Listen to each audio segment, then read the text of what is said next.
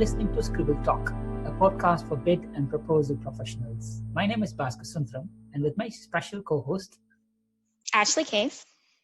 We'll be sitting down with our industry veterans to share their stories, discuss their career, and learn how to make an impact in the industry.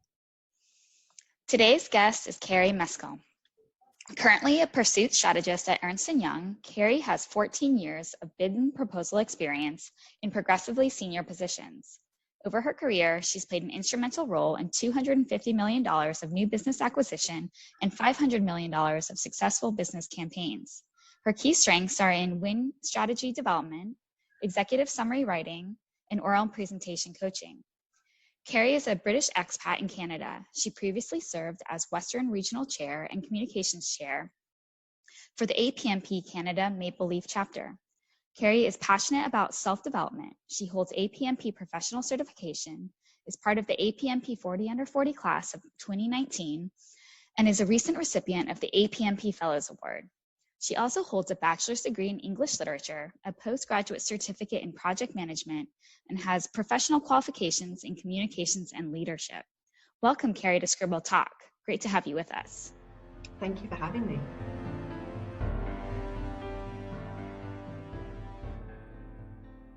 So Ceri, we like to start in the beginnings. We're curious, where were you born? Where did you grow up? And where did you go to school? So I was born in Ashford in Middlesex in the UK, and grew up in Staines in close by. So yeah, grew up there with a younger brother and sister. Typical commuter town in Staines. That's great. And so did you, you went to school there, and then where did you go to university? So I actually went to university in West Wales, but school was a bit interesting. So primary school in particular, because around the time that I started primary school, so age 5 or so, my dad actually joined as the head teacher, which looking back on it was a really strange dynamic, but it almost made me a celebrity at primary school because everyone loved my dad, which was amazing. So yeah, from there, university, Aberystwyth in West Wales, studied English literature and had a really great time. And then in later years, like you mentioned, I did a postgrad certificate in project management, and that was just done via distance learning, so everything was online. Nice. And it was such a completely different experience from an in-person, on-campus undergrad, but still really enjoyable. And I was really grateful that my employer at the time was really supportive, especially around those assignment deadline dates. Oh yeah, absolutely. That's always helpful. So was your first job in proposals, or like many others, did you start your career somewhere else? No, I actually fell into proposals purely by accident. I'd graduated with an English lit degree and didn't really have a fixed mindset about careers, but knew that I loved writing and I had a real attention to detail. I saw a job description for a bid or proposal coordinator, and just the key skills in that matched me perfectly. I had no experience in that, and they took a chance on me, but it was 2 years of really great learning. Oh, that's amazing. So your first, kind of job was then after university in proposals, just by accident? Purely by accident, fell into it, loved it. And then I think the change for me was finding out about the APMP and discovering that bids and proposals really can be a long-term career option and a profession.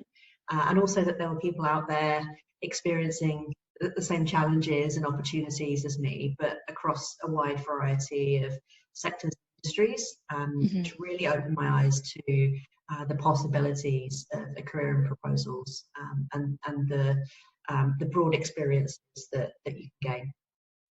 Oh yeah, absolutely. APMP really is a great organization to help do that and really to make it so that we're not just kind of flying by the seat of our pants, right? We really have those processes and best practices. For sure. So when did you move to Canada? So Canada, it feels longer now because we've we've been lucky to be settled in, but April 2018 we moved over. Okay. Lucky to move over with permanent resident status, which gave us, I think, a bit more security than coming over on a work visa. But fortunately, and very fortunately, landed on our feet in terms of I'd secured my role with EY just before moving. So I had a few weeks break when I landed, and then fortunately had a job to walk into. So that was perfect. Yeah, absolutely. That makes the move so much easier.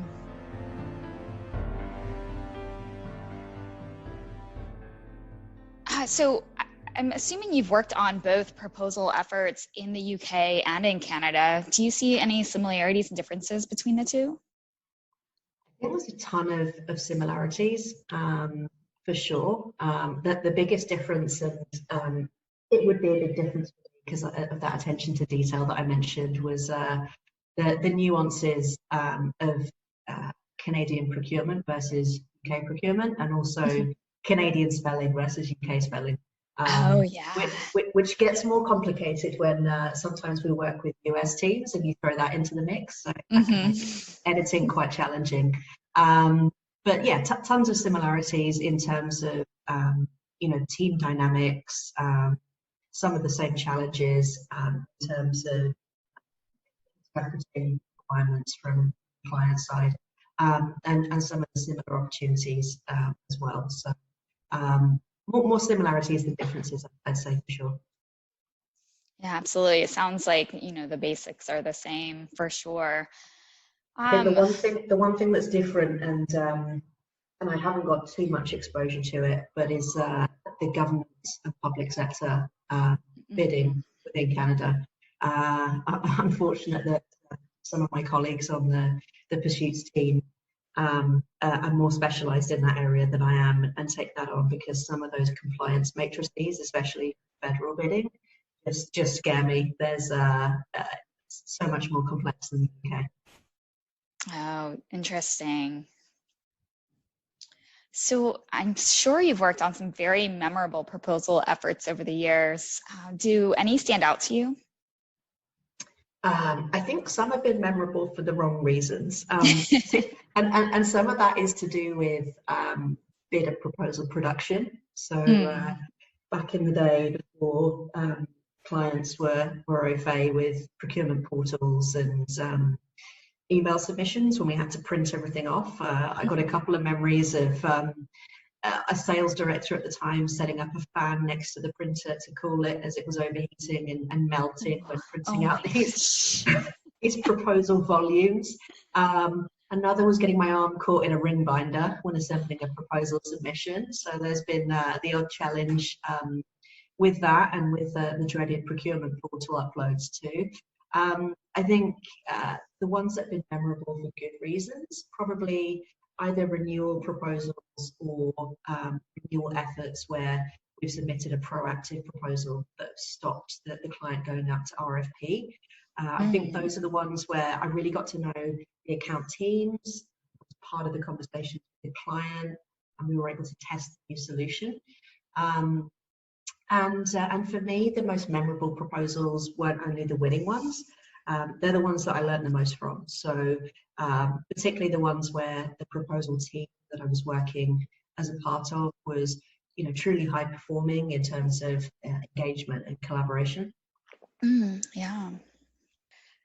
So before we dig a little deeper into, APMP and some of your achievements so far, can you tell us 3 things that not many people know about you? I was thinking about, I gave this some thought because you did give me some of the questions beforehand. So I've come up with, I think one is, two are work related. So the first is, I didn't learn to drive until I was 26 years old, but I passed my test the first time. And I actually really enjoy motorway driving now, whereas everybody else finds it boring. I find it quite soothing. The second one is the second one is I'm left-handed, which seems to only come up when I'm in a war room with a proposal team and I'm writing on a whiteboard and smudging it, and it looks terrible. And the third is I have a terrible short-term memory. And the key to not many people knowing that is I'm meticulous about writing things down. So at work, that means using a proposal project plan. I set myself calendar reminders all the time. And I have a to-do page that's divided into quadrants. So I have my pursuits or proposals, I have my side projects, people-related actions. I lead a team of 5, and professional development as well. And at home, it's kind of no different. It's just different lists on the fridge. Yeah, I love that you divide your to-do list into quadrants. That could be so helpful for so many people listening if they're struggling with, keeping their to-do lists, organized and being able to compartmentalize those things.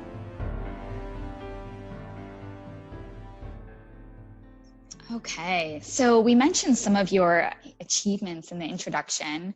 What are some of the key achievements that you're most proud of so far? I thought about this from a personal and a professional perspective, and I think they kind of intersect. So I'd say, looking back now at the grand old age of 36, I'd say so. The longevity of some of my relationships and friendships really, makes me proud and brings me joy. So my long-suffering husband, we've been together since we were 18 years old, so coming on 18 years now. My closest friend I've known since we were 11 at secondary school. I was the bridesmaid at her wedding, and I'm godmother to one of her daughters.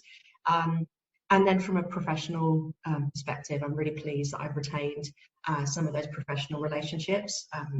Having my APMP UK contacts as well as new contacts here in Canada really helps with any of that, I suppose, professional homesickness sometimes. I think a great example of that was a congratulations post from Pippa Birch to her contacts who were part of these A Week of Winners a month or so ago, and Rick Harris responded congratulating the UK recipients, and he said, congratulations to the UK recipients and also Ceri from Canada. And I think it was Jo Berridge, who's a APMP UK colleague. She just responded with something like, "We still think of Ceri as one of our own," which was lovely. And I think some other great examples are people that I could have easily lost contact with, but have stayed in contact with, and they've been so beneficial to me in my career. So in particular, Alan Howard and Pippa Birch and Nicole Fake from APMP UK and Edith Lopez from APMP Canada Maple Leaf chapter guiding me through my APMP Professional certification. And then I try and kind of practice what I preach and make and retain those connections proactively myself as well. So I think a good example of that is I really love the proposal industry webinars that are out there. So, from APMP, Strategic Proposal, Shipley and the like. And whenever there's a presenter, either that I know or I don't know, if I think that the webinar was great, I'll reach out to them with either a message for somebody that I know or a LinkedIn connection request and some feedback on the webinar for people who I'm not too familiar with. And that's been a great way to not only build connections, but start conversations as well. Oh yeah, absolutely. That's so amazing, the relationships you've been able to build and retain over the years, and definitely an amazing accomplishment.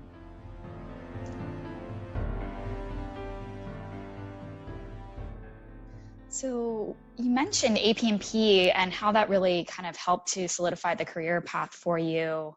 When did you join APMP as a member? I think it was around 2009, 2010, because I did my foundation training and exam in 2010. And I remember that, and those were 2 contacts that I've kept as well, because it was training with strategic proposals. And I remember it was John Williams and Graham Ablett that did the training. And if anybody's ever seen them present at APMP conferences or gone to one of their training sessions. They are the ultimate proposal double act. The training was amazing. Fortunately, passed the exam. And I remember being relieved that I'd passed the exam for a few months, and then my competitive streak reared its ugly head. And I remember I kept asking Graham to tell me the mark that I got, and he wouldn't, because the exam is just graded pass fail. Right. But that's just a funny memory of that day. Oh, I love it. Are there any resources that you would recommend for those looking to kind of improve on any of those skills or other proposal related skills? I think, like I said, some of the webinars that are being held at the moment are fantastic. We're so lucky. It's been one of the positive side effects of the COVID situation is this access to virtual learning and development. So I would say to anybody, APMP, Strategic Proposal, Shipley, Pascal's, Scribble resources, there are a ton out there. Sometimes even if they're within the working day, that conflicts with the day job. So it was good to book them in. I find that's really an activity that brings me joy, whether I'm catching up with it during my work day when I have a spare hour or something that I'm doing on the weekends. Absolutely. I love that strategy, and you're just not, kind of boxed into that time where the webinar is being held. You can listen to it at your own leisure, and it's really smart. I'm stealing that. You're welcome. Go for it.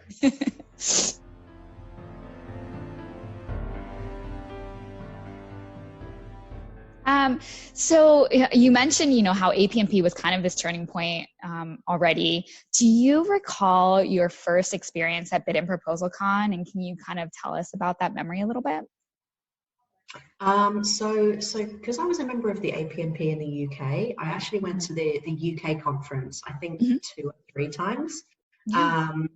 And I think between that and the in-person events that used to be run, that I used to attend in the UK, I got some great memories of not even so much the presentations and the subject matter now, but the people that I met along the way. So there was a lady called Isabel Moritz, who I'm sure Baska knows from APMP UK. She was one of the first people that I met at the in-person events, because she used to organize them. So she'd be the person, handing out the name badges and checking people in as you entered. And then, people that I met along the way. So John Darby, who serves with the APMP UK chapter, did some consultancy work for one of my previous employers. So you kind of build those relationships as you go.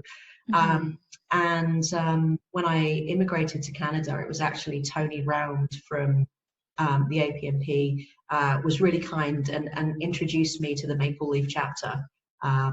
So got in with those guys fairly quickly after moving across. And then I did attend the APMP BPC in 2018.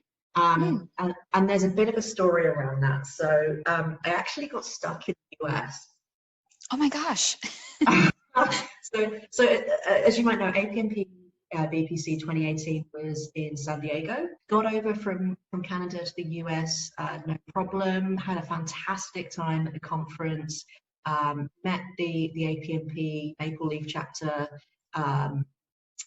board in person. Made a ton of new connections. Was really happy. Got to the airport with my newfound friends, and then there was a tannoy announcement with my name. So I went up to them and said, "Yeah, is there a problem?" And they said, "Yeah, unfortunately, you can't travel on the documents that you've got with you, because when you emigrate, you get a piece of paper that says this is your confirmation of permanent residence, but you have to wait about 6 weeks for your actual permanent resident card to come through." Oh no! And what I didn't know, I think I'd been told when we initially moved that piece of paper was going to be okay for travel until the card came through. And it really wasn't. They just wouldn't let me on the plane. I tried to use all of my proposal-related negotiation skills to no avail. So kind of got stuck, and I thought, okay, what are my options? And it was either, I remember it was like a bank holiday weekend, public holiday weekend, and it was Friday, and it was approaching 5 p.m. And they said, you can wait until Monday next week. You can travel 2 hours to LA to the visa office, and you can try and get a visa, but it might take 30 days. Oh my gosh. I've got a job to go back to. Like I'm due to be back like today. What do I do? So panic call to my husband. He went down to the airport in Vancouver, and we found out that well, you can't travel by air without the PR card. You can travel over the land border. So that was my escape that night. I managed to get a flight back to Seattle. And then the next day, my husband hired a car, drove over the border from Vancouver. We met up in a little place called Bellingham, had an emancipation breakfast at IHOP, and then turned around and went back across the border, and the piece of paper was fine to get us across. So a big relief there, but a great story as well. And I can laugh about it now. Yeah, I'm sure at the time it wasn't quite so funny, but it is definitely quite a story to recall now. Oh my goodness. Yeah, so now I have a paranoia every time I travel. Have I got my PR card? Have I got my passport? Am I all good? Yeah, I'm sure you double, triple check everything.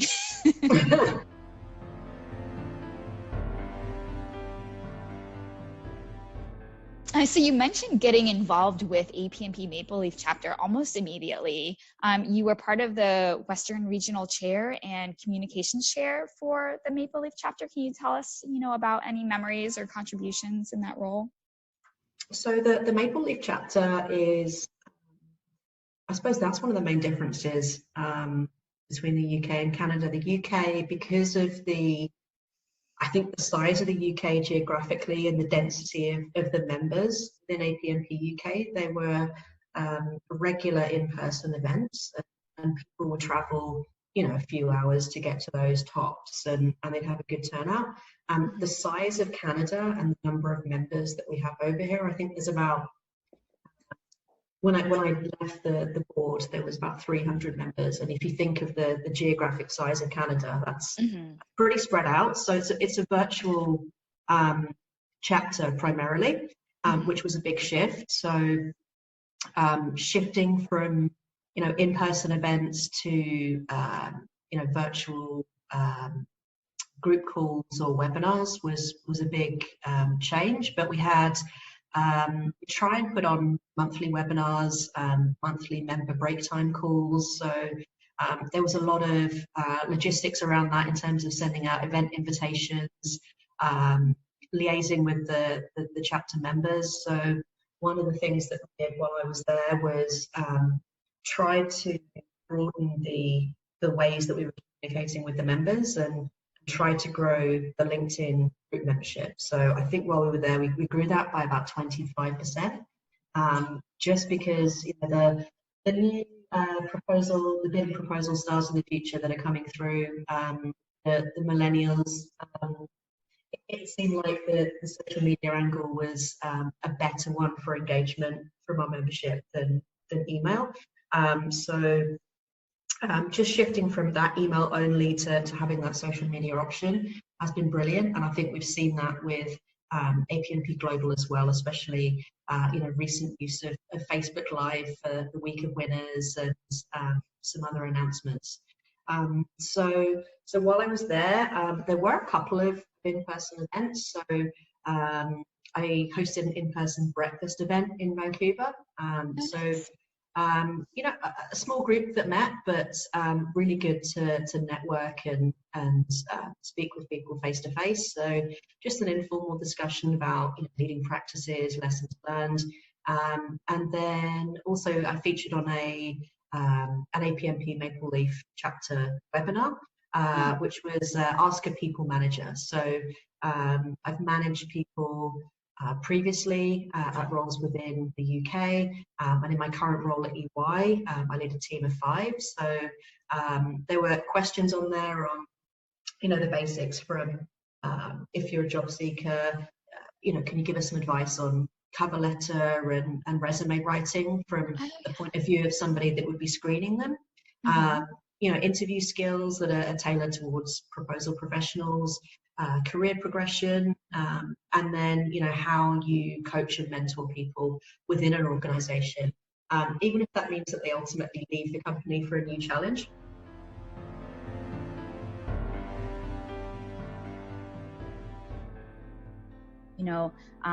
All of us on the call right now, we were part of the 40 under 40, and then you recently received fellow, which is a totally different league. Congratulations.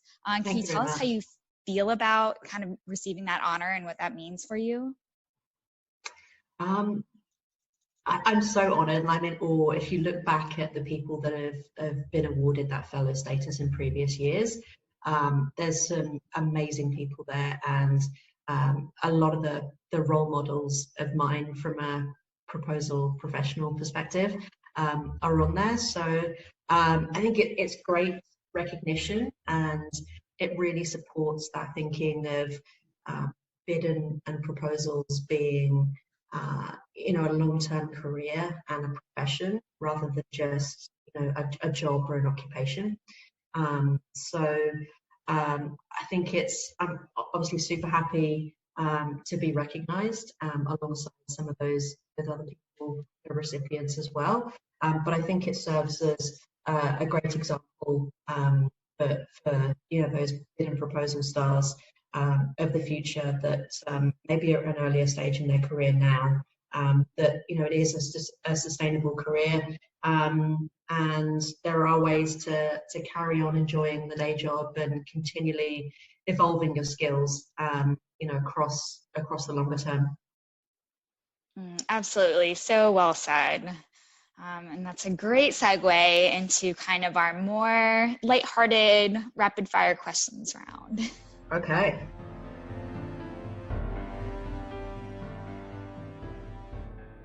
Ceri, I think that story you shared about the immigrant thing, Ceri, I was just wondering if that happened to me. I don't think I'll be ever out of the prison or immigration. they were not really talking to me. I'm like, come on, get in. So, that's good. It didn't help that I tried to negotiate, and it didn't help that I cried either. Oh no, of course. They wouldn't let me in. That's it, Ceri. I think that's unbelievable. I mean, looking back, I'm sure that's a very, very interesting thing that you could share to everybody. That's great, Ceri. So, Ceri, let's start with your father studying. I coach my children the rugby. We have few, and then my children hate when I step in as a coach. And it's amazing. How was it for you? Did your father taught the classes for you, or he didn't? No, so he was the head teacher. So he didn't teach classes, but he was the big boss in the primary school. The children loved him. And he retired, I think, about 5 years ago, and he'd served for over 25 years at that same school, which was, a school in the community that he lives in. And when he retired, they constructed a new library for the school, and they named it the Mescall Library. So I thought that was a great tribute to his legacy and his time there. Wow, that's beautiful. And what was your favorite subject at school, Ceri? I think I enjoyed school more and more when I could have more choice over the subjects that I was studying. So my favorites were English literature and, either drama or theatre studies. I had a great drama and theatre studies teacher at secondary school who really encouraged me, and I think sometimes through drama and theatre studies and pretending, you can sometimes be more confident or feel more confident than you are in real life. So that was a big learning point. But I think, as I got older and got through the school system and you kind of have more choice over the subjects that you're studying, and that narrows to you know, what you enjoy and where your strengths are. It was certainly more of an enjoyable experience. Got you. Did you act in any drama or similar type of thing? Well, not professionally, but yeah. Secondary school took drama for my final exams in secondary school, and then for college, like I stayed at the school that was my secondary school, so sixth form college. Studied theatre studies there for 2 years, and each of those 2 years we performed a play at the end of the year, and that was one of my favourite memories from the end of secondary school. Was that the play that we performed was pretty interesting. It's a play called Top Girls, and it's about female leaders. And the reason we chose that play to perform some scenes from was because the group that we had in theatre studies at that time, I was one of 7 female students. And it's super difficult to find a play or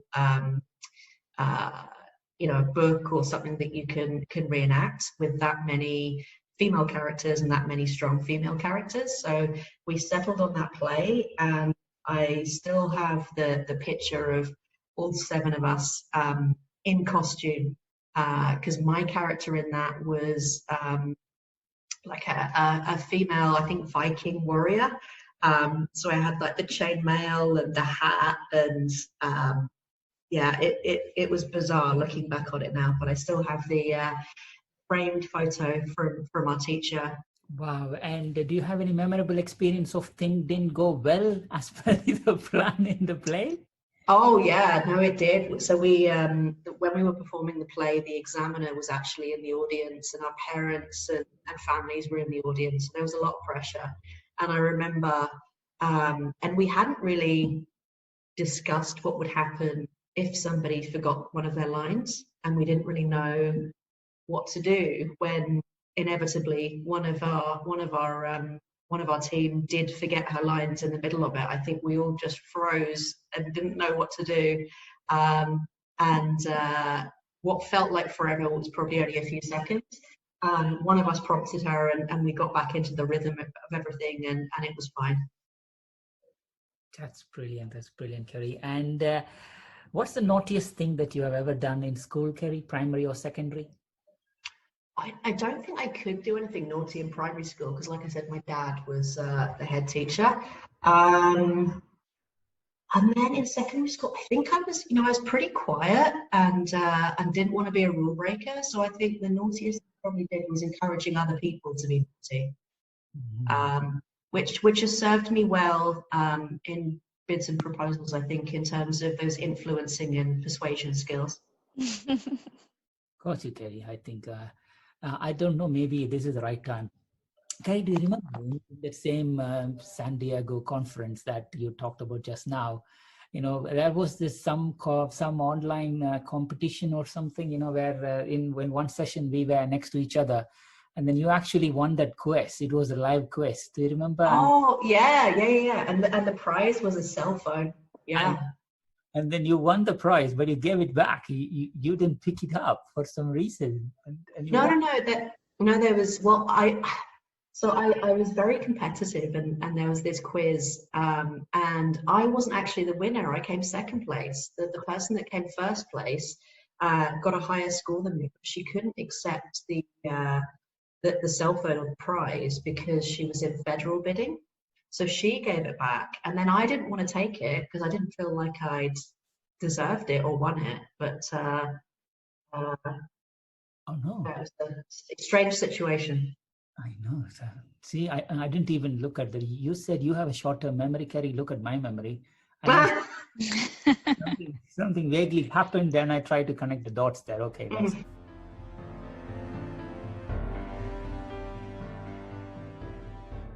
Ceri, what trait do you really like about yourself? I think I like it. I think it can frustrate other people, but I'd say my social style, and this is, personally outside of work as well as professionally, is to be analytical. So I think in any given situation, I can look at all of the information in front of me and kind of synthesize that into either some questions or some recommendations. But I'll find I often spot the tiny details that other people don't. So in terms of a trait, I think that's a good one. I've been doing a lot of work at the moment,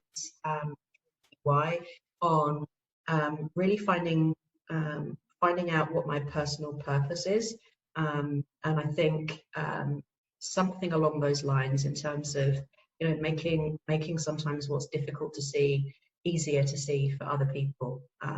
My purpose. Wow. So you know your purpose now, Ceri? Is this? I'm getting there. I think I need to work on it a bit more. The next stage is to draft a personal purpose statement, and I don't think I'm quite there yet. I think I'm on about draft 150 at the moment.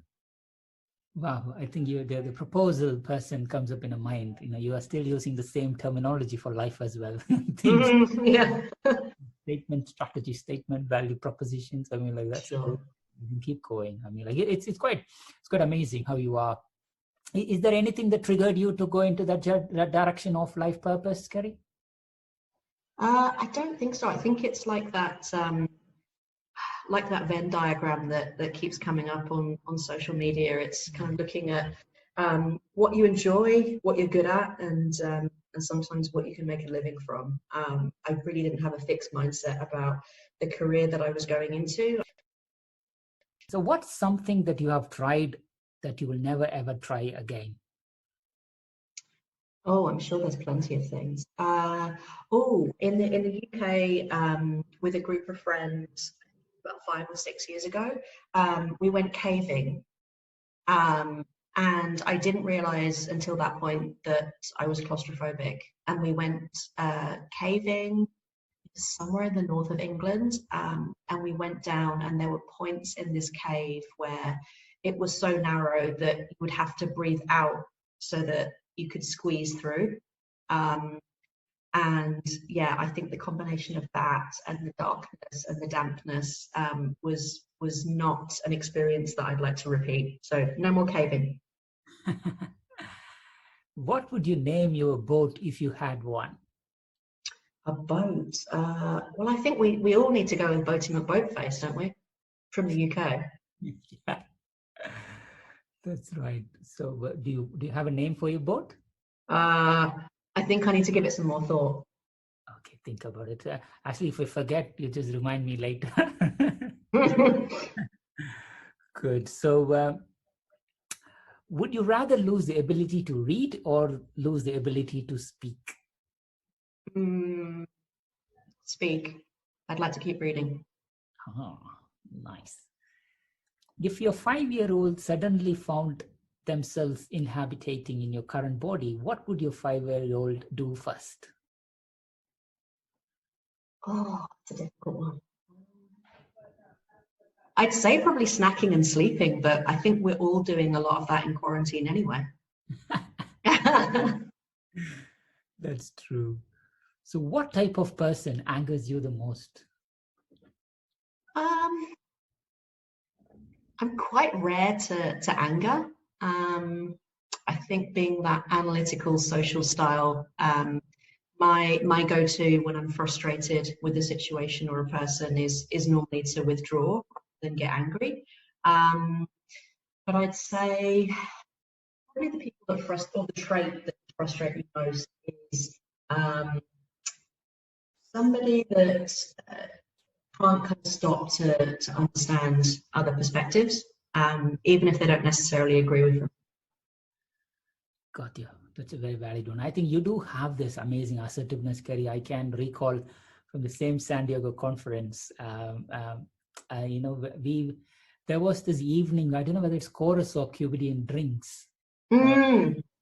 And I just came back from the gym, and I was in my shorts and t-shirts, and I was there. And you just came and you looked at me, and your eyes was like, "What are you doing with shorts?" It was in the drink. You didn't have to say anything. I just left my drink and I went to my room. I changed my dress and I came back. Oh, I didn't know that. I'm so sorry. That's one of the things people will tell me about me. I do not have a poker face. My face betrays me all of the time. Yeah, I think no. I mean, like you can call it assertiveness, or you could call that, like that doesn't sound right, but you don't need to explain anything. It just comes out. So I mean, like that's good. It's very good. But you still did well that evening, because I remember there were some more attendees that arrived after you'd come back down, and you introduced me to one of these people, and I thought you guys had known each other for years, and you just met the previous day, and this lady had invited you, I think, to her daughter's wedding. So I don't know whether you ever made it there, but yeah, you made friends easily at that conference. Yeah, definitely, Ceri, definitely. I think, yeah, I didn't go there. I didn't go because it was in the States, obviously, but I was in touch. Yeah, thank you for reminding that. That's amazing.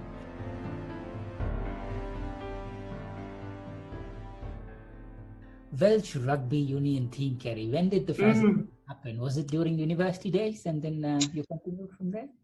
Yeah, so my dad is Welsh. His side of the family are Welsh, and rugby is in the blood and is a way of life in Wales. So have some childhood memories of my dad shouting at the TV when Wales were playing rugby. But really, yeah, it was when I went to university in Aberystwyth in West Wales, where got into watching university teams play rugby. They had a sevens tournament every year that most of the students used to go and view.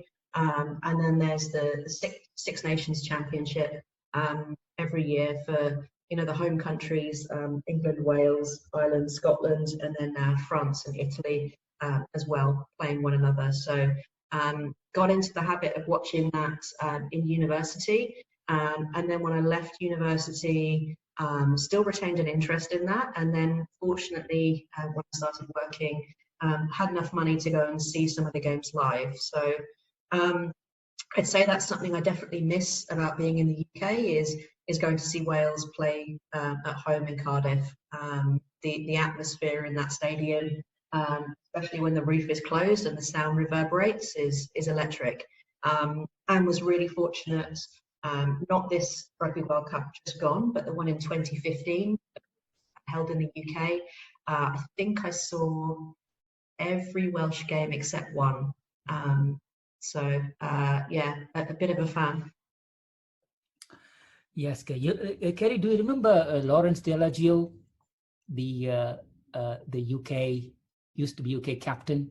The England captain, yeah. Mm-hmm. The England captain. He used to be my colleague in Circle. And at that point, I hardly know rugby. So one day he just invited me, I'm going for a rugby match. Do you want to come? I'm like, all right, free. And I just went. The moment he entered, I didn't realize he was such a celebrity. I was sitting and like everybody was like, oh. And I'm like, after that, I'm like, who are you? When I share that, and even now when we are in touch, but that's the first time I experienced rugby. And then recently my kids started rugby, and then I stand on the line and I was screaming. So most people thought I'm a rugby coach. You're just vocal. I know. Then I took it seriously, and now for the past year, I do kind of train kids for rugby, and every Thursday I play rugby. So. Oh, that's great. That's great. Is that just touch rugby, or is it full contact? No, we mix it up. We mix it up because obviously we all we are about to enter 40s, right? So there's nothing much we can't play too much with your body. So that's great. So that's good. You're still in Welsh rugby. So coffee. How many coffees do you drink a day? Do you know, I've actually scaled back. So I think at one stage, probably towards the start of my career, when I was juggling too many proposals, I could drink 6 or 7 cups of coffee a day, which is super unhealthy. I've scaled it back to 1 or 2 coffees a day now, but I think my palate's refined as I've got older. So really enjoy the blends of coffee that I'm drinking now. In particular, my go-to is the Lavazza coffee. We have an espresso machine at home. Recently, for my birthday, my husband bought me a cold brew machine. So you can cold brew coffee over 24 hours, and then keep it in the fridge and enjoy it over a few days. So we've been trying out different coffees in that. There's Cuban coffee, which we discovered when we went on vacation to Cuba, that we've been having recently. I'd say the most overrated coffee I've tried was the most expensive coffee in the world, which is Kopi Luwak. I tried when I was on vacation in Bali, and really didn't like it actually, which is probably good because I can't afford it. I remember, Ceri, I think, when I was in Bali, I bought something for like 130 pounds. Mm. I just read it wrongly, the conversion rate, right? I completely messed up. It's only when I came to UK, when I saw the bill, what's this 130 pounds for? Then I was like, it's just the coffee powder. I didn't share that to my wife. My God, I'll be dead. So, was it worth it though, do you think? I think I can't find the difference on the quality of coffee, Ceri. Mm-hmm. I just drink coffee. I don't know. That's a good question actually, but no. I think it depends how you drink it. So my husband drinks coffee with, milk or cream and lots of sugar or sweetener. So all coffee pretty much tastes milky and sweet when you add that many things to it. I am, I suppose, quite unusual in that I drink coffee black without any sugar or sweetener. So I can really taste the difference between the different coffees.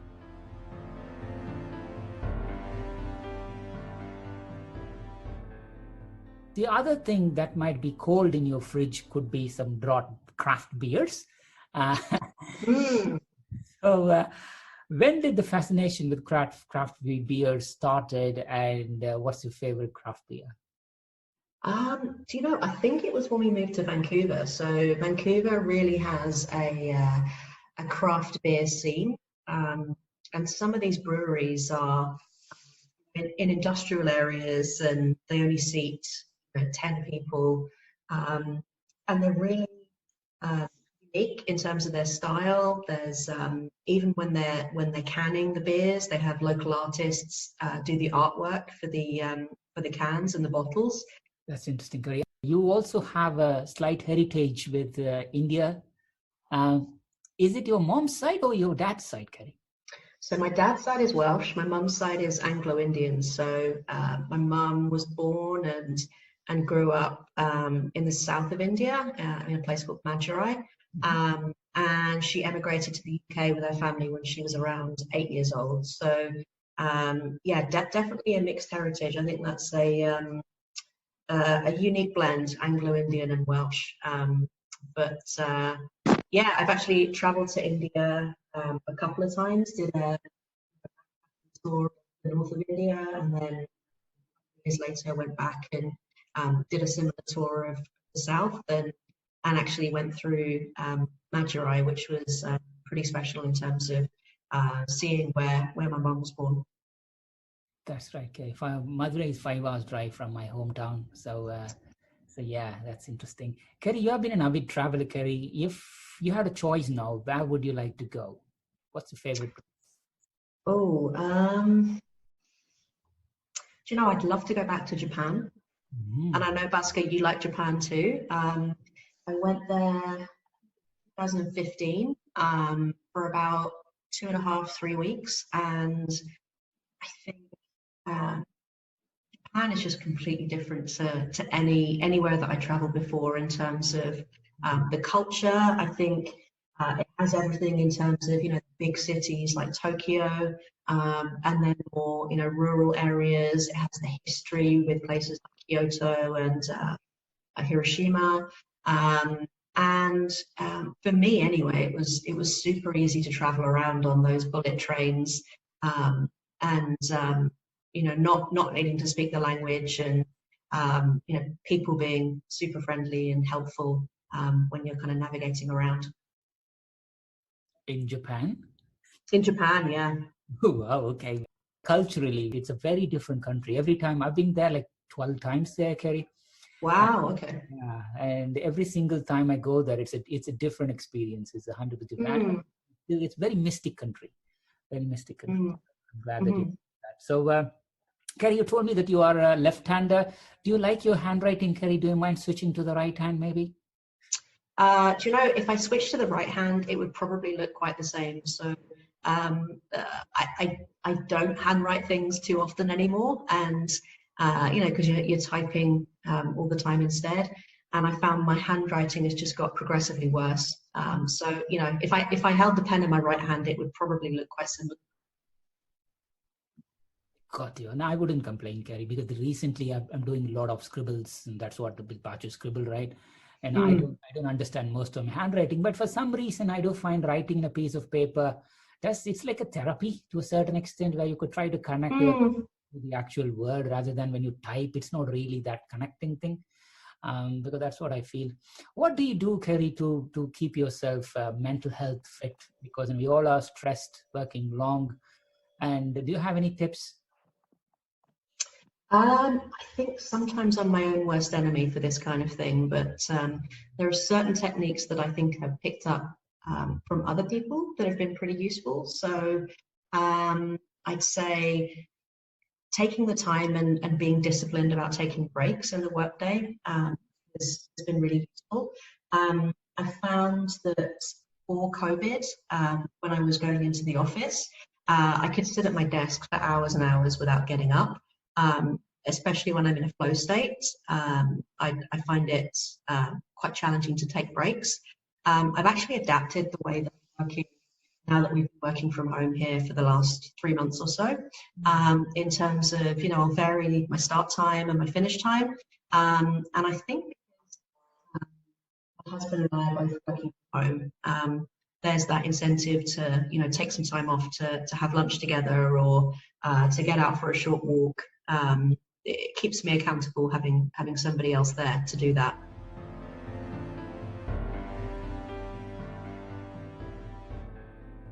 How long have you been married, Ceri? 7 years now. Okay, so 18 years in relationship is big. What's your favorite love story, movie, or a book? Oh, I think I'm too cynical for that. I can't think of anything off the top of my head, but yeah, something that's realistic. I'm not really into romance movies. Do you believe in love at first sight? No, I don't think so. No? Like I said, I'm an analytical. I need all the data. God, my God, you're so lucky to have that man. Please do keep him safe, though. Ceri, what would you do if you were the last person on Earth? Oh, no, turn the lights out, I suppose. I have no idea, Bhaskar. What would you do? Me? What would I do? I don't think anybody asked this question. You knocked me there. I think I will try to find a way to go back to my hometown. Okay, that's a good one.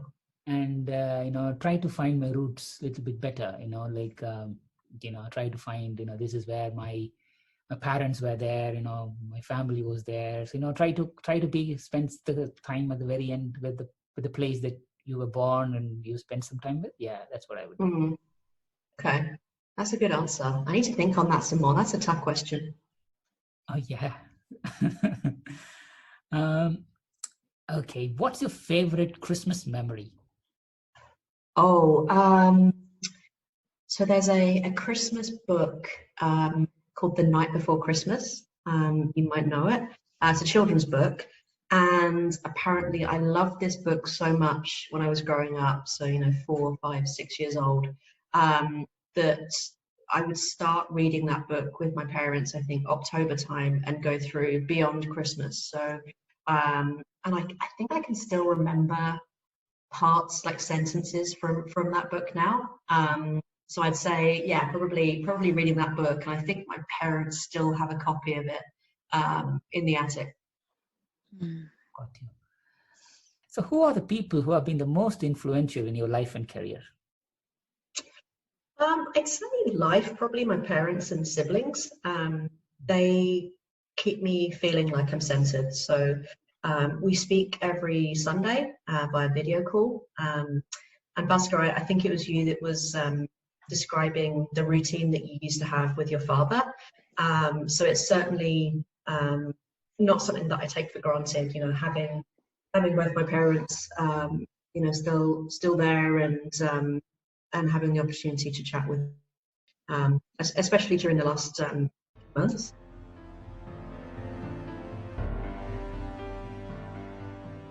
I'm sure, you know, your husband will be top in there with whatever he has done in your life so far. For sure, yeah. And I think from a career perspective, just thinking about who's been influential, I think different experiences kind of suit themselves to different stages in your career. So from an influential perspective, I've had managers who've focused on that operational day-to-day running of proposals, probably at an earlier stage in my career, which was really helpful in terms of, you know, learning those key skills. And then I think as I've progressed, I've had leaders rather than managers. So people that have motivated me, challenged me, and helped me focus more on the strategic aspects of proposals and bigger picture.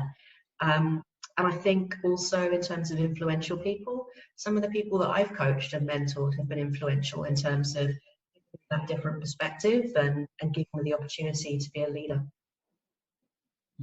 That's brilliantly said, Ceri. Who's the kindest person you know? I'd say probably my dad. He, yeah, like tons of examples. So he's 70 years old this summer, and he decided for the month of May he was going to run 100K across the month. You know, which doesn't sound much if you divide it per day, so around 3K per day. But you know, for somebody that's almost 70 years old with very, very bad knees from a lifetime of long distance running, it was a target that he set himself. And we all thought that it was a challenge that he'd set himself in terms of fitness during lockdown. We found out at the end of the month it was the kind of a sponsored initiative for Marie Curie cancer charity. And we said to him, well, you know, why didn't you tell us? You know, we'd have sponsored you. And he said, oh, I didn't want to bother anybody. He said, so I've done the challenge and I'm just going to give them money. Beautiful. So what's the biggest lesson life has taught you so far? I think sometimes, and I wish I'd known it a lot younger, but probably that nobody knows all the answers, and we're all trying to get to the answers. And sometimes it's about taking a step back and thinking about those insightful questions. So that could be from a personal perspective or a professional perspective, in terms of just being able to listen and ask questions rather than necessarily having to walk into a situation with the solution. That's beautiful. What's something of sentimental value to you? I would say from the last couple of years. So when we emigrated to Canada, my sister gave me a photo book that she'd made with a lot of different family photos from over the years within that photo book. And you know, I put it over the fireplace and I put it every day, and sometimes when I'm feeling homesick, I'll flip through the pictures. So I'd say the photo book.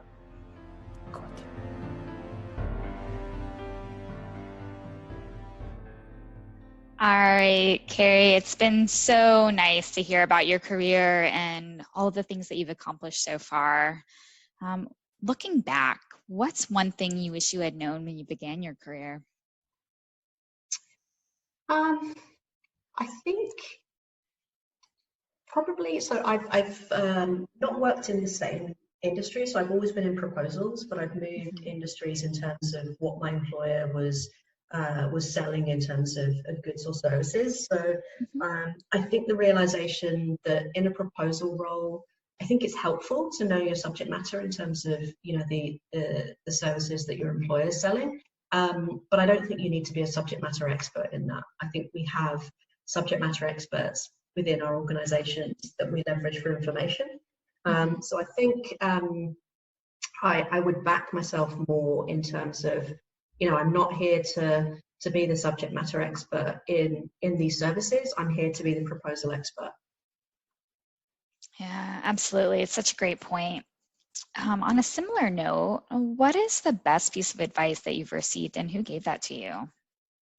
I think historically, probably my dad's mantra, especially when my brother and sister and I were at school, was you can only do your best. So just focusing on that. And then, like I mentioned, the recent advice that I found really helpful during COVID the last few months is Tim Snell's advice on that breath work. Yeah, no, absolutely. Very great pieces of advice for sure. So we've talked about all of your accomplishments so far and, you know, so much, and you're still, 36? What's next for you? What are you looking forward to in the future? I think, you know, hopefully some more challenging proposals and projects, you know, whether that's new business or renewals or proactive proposals. We've seen, and I think the proposal industry has seen a big shift towards, you know, those pre-RFP activities. So, you know, really getting some enjoyment from those, and hopefully that drives the win rates up. Looking forward to some more learning opportunities. You know, whether that's, you know, the APMP Capture Practitioner certification that's launched recently, or you know, something else that's, you know, not necessarily related to proposals. And then I think in the short term, two things are on my list. So one would be getting back to the UK. So we've got flights booked and planned vacation in August, so hoping that we can still make that with the COVID restrictions, because that'll be the first time we've gone back to visit since we moved just over 2 years ago. Wow. Yeah, and then hopefully getting to Nashville in September, October for APMP BPC. Oh, sounds like amazing things to look forward to for sure. For sure. Ceri, is there any part of your life or career that we haven't touched, Ceri, that or anything you would like to say in the last couple of minutes, maybe?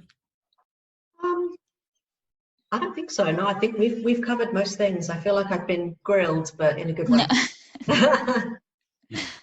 That's it, Ceri. Ceri, thank you so much for your time today. It's really been a privilege to have you with us at Scribble Talk. Wish you all the good health and happiness. Please continue to inspire bid and proposal colleagues and everybody around you, Ceri. Keep smiling, stay safe, stay healthy.